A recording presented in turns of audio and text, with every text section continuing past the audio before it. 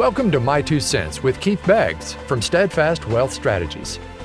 In this podcast, we show high-level executives and business owners why comprehensive financial planning and executive bonus structures don't have to be too good to be true. Keith draws on his experience in realistic financial planning, and expert guests share his 2 cents about academically based financial planning that you have to hear to believe. Now, on to the show. Welcome back to the My Two Cents podcast with Keith Beggs of Steadfast Wealth Strategies. I'm Patrice Sikora. To say the investment environment is volatile right now is a bit of an understatement. Now, in this episode, Keith discusses 5 mistakes you may be making as an investor. Keith, looking at your list here, you've got number 1, fleeing to cash, but isn't that a classic response to uncertainty in the market? Yes, Patrice, fleeing to cash is a classic response to fear, and it always has been a classic response to fear, right? To get everything you have together and keep it, under your mattress or buried in the backyard, they might say. And I want to kind of talk to you briefly about why there's so much fear right now. If we're just looking at the general state of the economy, the average unemployment from 1948 to 2020 was about 5.6%. And then September 2019, we had it down to 3.5. And then in April of this year, it was up to 14.7. That was a 400% increase almost in unemployment in about a 6-month time span. And we've got it down now to about 10.2. That was the number of July. I think it came down a little bit less with the recent numbers that just came out. But when you have an economy that is in flux, and a pandemic will put an economy in flux, people tend to respond to that with fear. And the natural response of fear is to just gather my assets, hold on to what I have, and make sure that I stay there. But I don't think that's always the right response. I'll tell you, the Wall Street Journal published an article not too long ago, I think it was in August, and said that investors are sitting on the biggest pile of cash ever, right? There is more cash out there than ever. Right now, there's over $5 trillion in new money, in total money in money markets. So $5 trillion right now of people that are sitting in cash. And let's just make a distinction there. Money markets, this is, as you say, it is cash. It is not stocks, ETFs, or anything like that. Your cash is right there. Correct. That's what a money market is. You're just sitting in cash, the ability to go into anything else that you might want to, or take the money out anytime that you please. So I want to put this in context, and to do that, I'm just going to use World War II, right? Because I think World War II was a time of pandemic, not pandemic, but it was definitely a time of uncertainty, right? Mm-hmm. And there was a lot of craziness going on.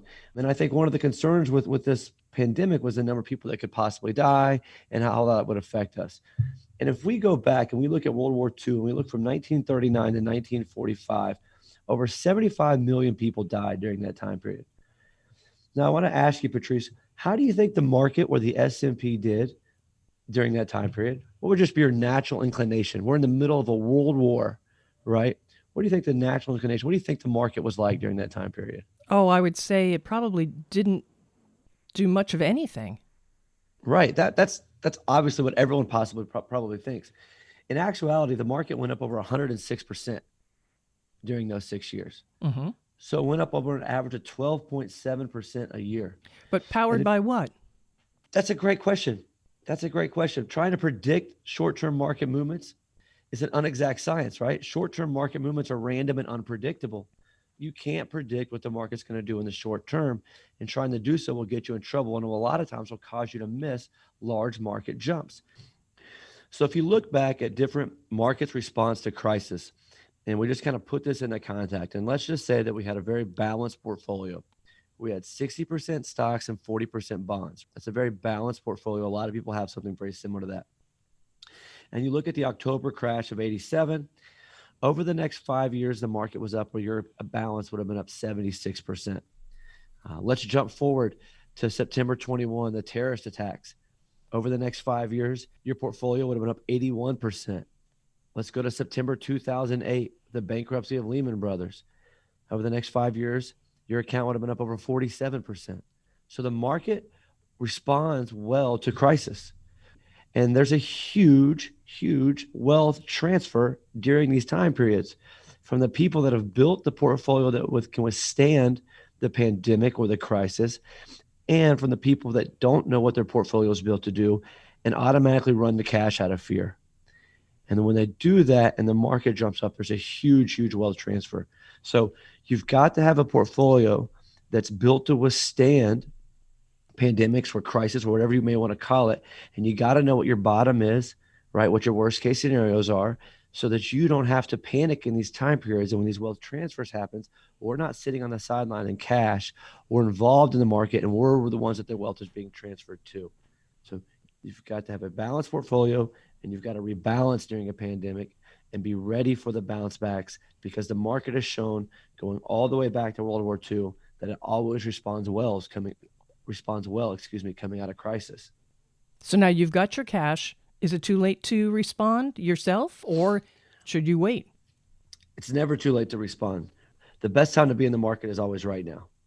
So timing the market is a fool's errand, it's fool's gold, right? You can't time the market, right? You just can't do it. You need to decide if you want to be in the market.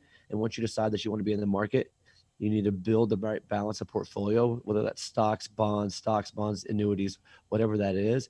You need to build that balance that you need to have. And then you need to rebalance. If stocks have a major run up, then you need to rebalance, and always keep your range of reality in check, and always keep your balance where you want it to be, your portfolio pie in the right chart, right? Whether it's 60-40 or 50-50, whatever that is, you need to build that, and you need to always look at it and evaluate it, right? You may decide to be more aggressive later on or less aggressive based on age and different life circumstances, but you need to do that, and then you need to stick with it, and you need to rebalance as you move forward. I think that rebalancing is an excellent point. Why don't you explain why you need to do that? Right. And so if you don't rebalance and you build a portfolio, let's say it's 60-40, like we were talking about earlier, in our worst case scenario in that portfolio, maybe a 20% drop, right? And I'm using hypothetical numbers here just to make sure everyone's on the same page. Well, if equities or stocks have a major run up and now 75% of my money is in equities, I don't no longer have a 20% worst case scenario. I now have maybe a 33% worst case scenario. And if I don't realize that, and that worst case scenario happens, I'm going to tend to do what we just talked about. And I'm going to run to cash, and I'm going to lock in those losses, and I'll never be able to get those back.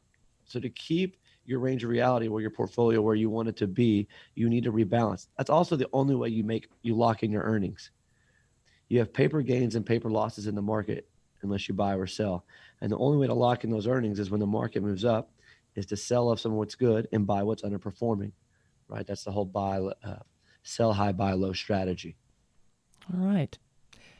You don't look like you are in favor of large U.S. stocks here on your list. Your number 2 is loading up on large U.S. stocks. Tell me about that. Yeah, so we're not against large U.S. stocks, right? We definitely hold those in our portfolio. We think you should hold all different market segments in our portfolio. But we tend to see what happens is right now is people are loading up on large U.S. stocks, and we kind of call it herding bias. That's the phenomenon where investors follow what the perceived other investors are doing rather than use their own analysis, right? So the S&P has been on a great run these last 5 or 6 years. And so everyone's kind of seeing what that's done, and they're wondering why they didn't have more in large U.S. stocks, and they're kind of running to what's already happened. So typically what we find is by the time you realize that large U.S. stocks in this case scenario are doing really well, we've maybe probably missed the big movement, right? And we're getting in behind the big movement. If you go back and you look, and we kind of call it the tech and the S&P 500 trap. And if you went back to 1995 to the year 2000, the S&P had an annualized rate of return of over 27%. That's a huge number. That's 27% every year compounding that you were getting from 95 to 2000. I'd like that in my portfolio now. Right. And when most people realize that around 98, 99, we're on the tail end of it. Right. And then from the year 2000 to the year 2013, the S&P sat stagnant, meaning whatever you had in January of 2000 is the same value you had in January of 2013. That is a huge time frame to sit stagnant. And a lot of people got out, but they got out after probably one of the big drops. So they got in late and they got out early.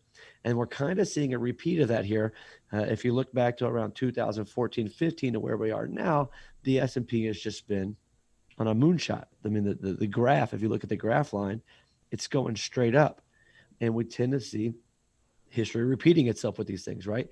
If you indexes, they don't continue to win every year, Right. right? Different indexes, different market segments bounce around at being the best performer. And so if you are always chasing the top performing index, you're never going to be in the top performing index because you're going to always be behind it. And so we kind of see that right now. We see a lot of people running the large US stocks. They hear all the news about Apple on TV and they think, I got to be in all large US. That's where everything is. The media is kind of saying all the big companies are doing really well. But what we're seeing in our mind is a repeat of history. And what we believe, as always, is you need to build a balanced portfolio. You need to be well diversified over all market segments. And then you need to rebalance as returns happen. All right. How about international markets and emerging markets? Yeah. So with the pandemic and everything going on right now, international and emerging markets have not had a great couple of years, right? And that's okay. You can't expect every index to always be above what you expect it to be or outperforming its goals. But we prescribe over here to what's called modern portfolio theory. And that is a financial theory that attempts to maximize portfolio return for a given amount of risk. So based on how much risk I'm willing to take, what should be my expected return? Does that make sense? It does. It does. So to do that, you have to be in international and emerging market stocks. You cannot ignore certain market segments and build a balanced portfolio based on modern portfolio theory and have a range of reality where that's what we consider efficient. Otherwise, you're trying to pick the winners and losers, right? If you're avoiding certain market segments, then you are trying to pick the winners and losers of the market. And again, we just don't believe that that's a sustainable way to build a portfolio, especially as you're moving closer to retirement. So, Do U.S. investors tend to avoid international markets? yes, as a whole, yes. I think financial advisors in the U.S. tend to avoid international markets, or if they do go into international markets, they're very specific.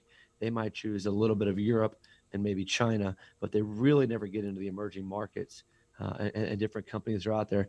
It's a difficult conversation to have, talking about all these different countries and and how all these things work and how they all you get into you start talking about correlated and non-correlated assets and all of that stuff. It's a much more difficult conversation to have. Whereas if you can just use the S&P 500, I think that's a lot of people understand that better. But I think you're doing your clients a disservice if you're not taking advantage of these other market segments out there, because emerging markets, if you go look, will have some of the biggest years that you can have. You're starting from nothing, right? They're an emerging market. They have the best growth potential of anything that's out there. So you got to take advantage of them. They're also non-correlated to what's going on in the U.S. a lot of times, and we need non-correlated assets. We don't want all of our money moving in the same direction at the same time. Even if it's up? Right? You would say that, right? But you don't. You can move up at different stages, right? But yeah, if you go back, if you look at a returns of different indexes over time, they're all over the place. And if all your assets correlate together, then you're going to be set up to have some really, really, really bad years. And those are really, really hard to bounce back from, especially when you start getting closer to retirement and you start needing this money for income. It's a lot harder to bounce back from a negative year.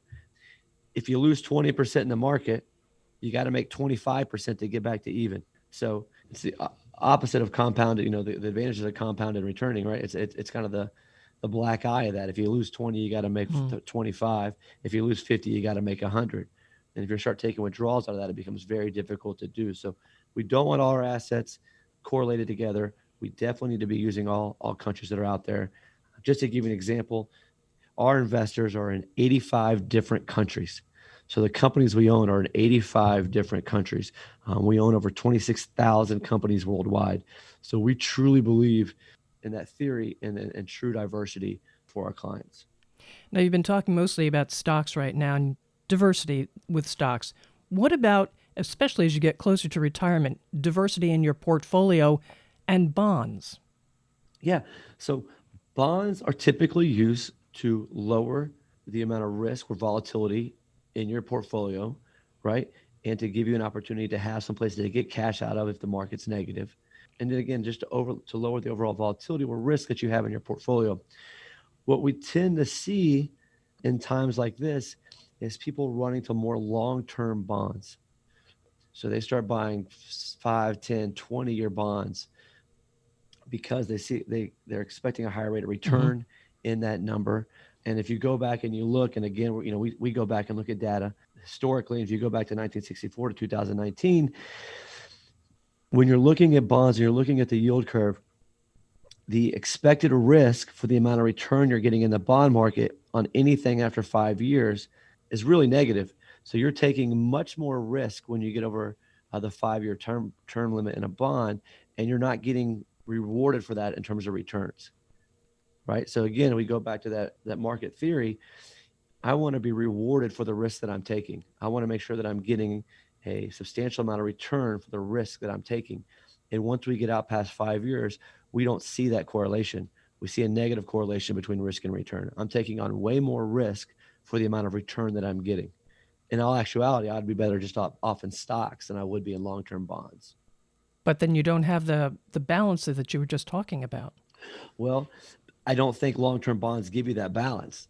Okay, got it. That would be the key point. Once you get out on that past that 5 year mark, I don't think you're getting the balance that you were trying to get in that you were from the outset. I think you're taking on a ton of undue risk, right? And so now I'm almost the risk level is that of securities, but the return level isn't that of Hmm. securities, right? Historically speaking, right? When you get out into the 10, 15, 20 year bond market, you're taking on the same amount of risk as you would be if you just went back into stocks, but your upside potential is substantially less than it would be in that regard. All right. How about high yield bonds? Yeah, so I mean, a lot of people will go to high yield bonds. That's another thing that you'll see happen a lot of times in these type of pandemics or crises. Again, if you go back and look from 87 to 2019, and you look over those eight crashes that we had, the S&P 500 during those crashes had a negative return of about 18.4%. High yield bonds had a negative return of 8%. Hmm. High quality bonds was plus 7%. What we would say is go buy high quality bonds, not high yield bonds. In a time like this, if you want to move to bond, I would buy short term 1, 3, 5 year bonds, and I'd buy high quality. I would not be buying high yield if that's kind of where you're running to. How would you define high quality? Triple A rated. Okay. So if I was going to be looking at bonds, I would be looking at nothing less than an A rated, double A rated, or triple A rated bond. I would not be buying anything lower than that. And that's typically where you find the high yield, right? Same thing, just to give a listener something related to. If you go to get a mortgage, they look at your credit score, right? And the lower your credit score is, the higher interest rate that you're going to pay because you're of greater risk. So they want a higher yield for the amount of risk that they're taking on. Same thing in the bond market, right? The lower grade the bond has, the higher yield it's going to pay because there's more risk there. And what we have found is there's more risk there because over time they lose money. Those companies aren't sustainable enough. They don't work out like they say they're going to do what they're supposed to do on paper. And typically the client still loses money in those types of assets. So again, we've got less than expected returns that we could have had in the market, which is why we were in bonds in the first place. And we're still losing money. We never want to be losing money in our bond account like that. Especially when you're getting close to retirement or you're in retirement. Right. The people that are worried about these things, or the people that make mistakes in this time period, have not done a risk assessment on their portfolio probably in a long time, right? They've never done a risk assessment or a risk analysis. First of all, you can't do a risk assessment on your portfolio until you've done a personal risk analysis. And you need to go through and you need to answer some questions. And you can do that with your advisor, or you could contact us and we could run you through one. And you need to find out what your risk analysis is. How much risk are you comfortable with? And what we find is we have these big run ups in the market. People tend to keep getting more and more aggressive because they feel like they're missing out on returns, but they're one bad day away from panicking and running the other way and losing all that money that they made and locking in those losses. So for the typical investor, you need to do a risk assessment to find out kind of what your appetite for risk is, right? What type of rewards, more returns do you need in your portfolio? And then you need to do a risk analysis and find out, does your portfolio match up with Right. your personal risk assessment? And if not, why not? And I would not be surprised if most investors find out that they're not as open to risk as they think they are. Correct. Correct. Most investors, when you do a risk assessment with them, are way more conservative than their portfolio says they are. And most of them are expecting a rate of return in their portfolio that they could get with the safer balance or analysis as well. Right. Most people are way overextended in terms of the amount of risk that they're taking. I would say they're kind of out over their skis, to use an analogy, and they're one false step from crashing and losing their retirement. We've also found most people don't need these major return years to sustain the retirement that they're looking for. And so they're taking all this undue risk, and they might have some really good years, but I don't know too many people in retirement that change their lifestyle because of a quality year of returns. I'll give you an example. Most people want to sustain their retirement, right? They want to sustain their lifestyle in retirement. If they have a 25 or 30% return, none of my clients have ever went out and started living a more expensive lifestyle because they had more money all of a sudden, right? They've been living the same lifestyle for 20, 25, 30 years. They're not now buying different clothes or shoes or different restaurants because they had a good returns year. Now, I have met with clients who've had a very negative year because they were that far out in their portfolio, and now they're having to change their lifestyle because they don't have the money to sustain it anymore. That's not a place that I think anybody wants to be. Correct. And so I would tell most people they need to do a risk assessment analysis, and then they need to do a portfolio analysis, and they need to make sure that those line up. And if they want to get in touch with you to talk about that, how can they reach you? Yeah, so they can reach us a couple of different ways. They can go on our website at steadfastws.com. Steadfast is STEADFAST.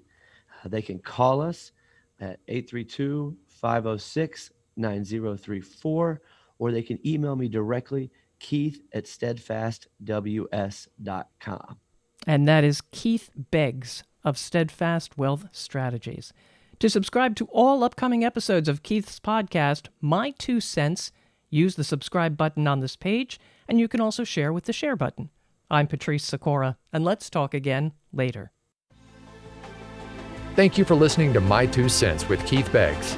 Click the subscribe button below to be notified when new episodes become available. All securities discussed are offered and provided through Steadfast Financial Planning, LLC. The information covered and posted represents the views and opinions of the guest and does not necessarily represent the views or opinions of Steadfast Wealth Strategies. The content has been made available for informational and educational purposes only. The content is not intended to be a substitute for professional investing advice. Always seek the advice of your financial advisor and/or qualified financial service provider with any questions you may have regarding your investment planning.